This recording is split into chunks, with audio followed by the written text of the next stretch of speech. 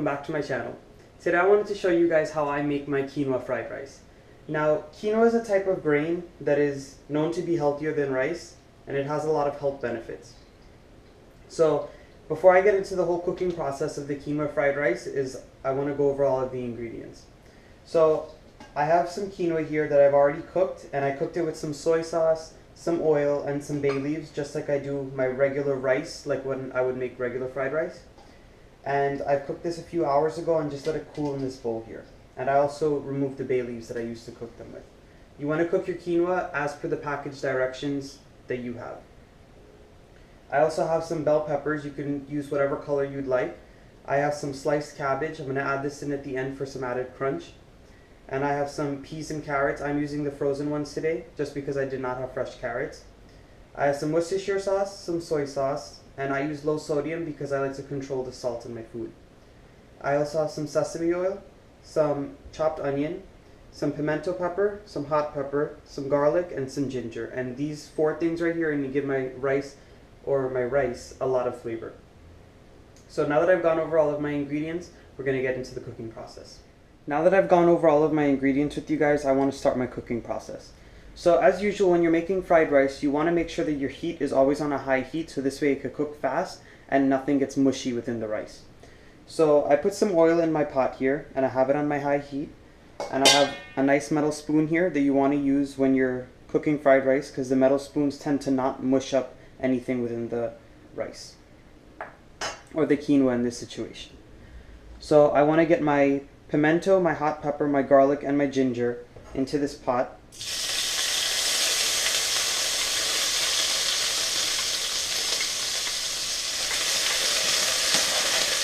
And you want to stir it around just until everything gets nice and fragrant.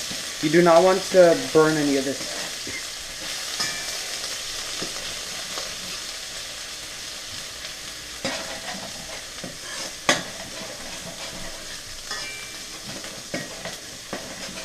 So now that those are in, I'm going to add in my onion.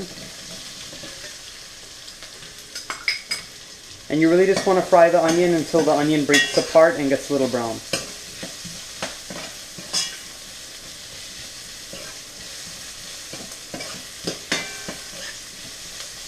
And remember, like I said before, I boiled this with the soy sauce and the bay leaf and some oil. And the oil was there just so that all of the grains are separate and they don't stick together. When you're making fried rice, or in this case the fried quinoa, you don't want any of it to be sticking together or mushy. So that's my reason for adding the oil in the boiling process. So my onions are nice and broken down now. I want to add in my soy sauce.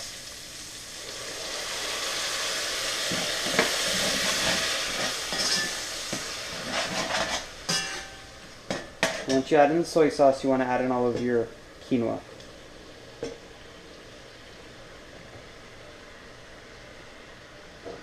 And this does look like a lot of quinoa, but it really was just 2 cups when I started making it. So I'm going to get all of the quinoa into your pot here. And I still have my heat on a high heat.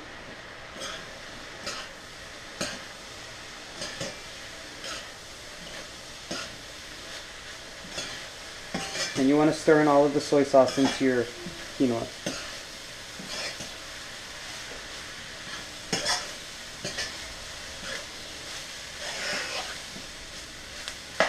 Now you want to add in all of your peppers.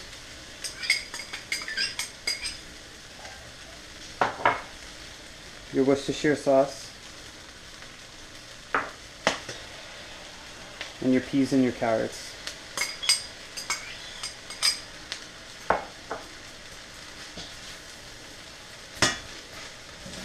I'm going to give that a stir.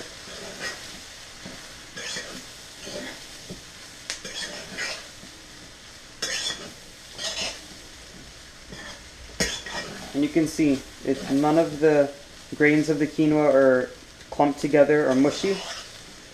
And all the vegetables are going to stay nice and crunchy because I didn't cook them that long. Now that I've added all of that in, I want to add in my cabbage.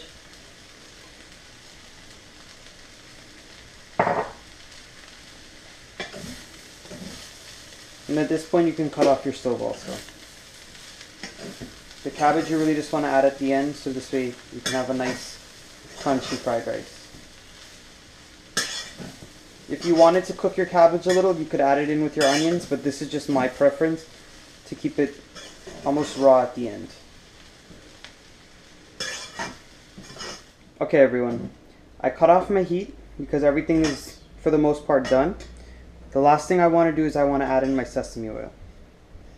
And remember, you guys might notice in my fried rice video, which I'll link above in this video, that when I added my sesame oil, I added it at the end just like I'm doing here. And that's because to get the most flavor out of the sesame oil, you really don't want to cook it. You want to add it right at the end. And while I was gone, I tasted this quinoa for salt, and I did need to add just a little bit more salt just because I was using the low sodium soy sauce. So here it is, it's done. I'm going to dish it out for you guys to see. Here it is everyone, my quinoa fried rice. I just wanted to show you guys that all of the vegetables are still nice and intact, and all of the quinoa is nice and separated. There's no stickiness to it at all. And I promise you it tastes as good as it looks. This tastes exactly like regular fried rice does, and you will never know the difference. And it's healthier for you. So that's it guys. I hope you guys enjoyed cooking with me in the kitchen today. Please give this video a thumbs up, subscribe to my channel, and comment down below on what you guys would like me to make next. Also, if you guys want to see my traditional fried rice recipe, please go ahead and check that out. It's already live on my channel. Thanks for watching everyone.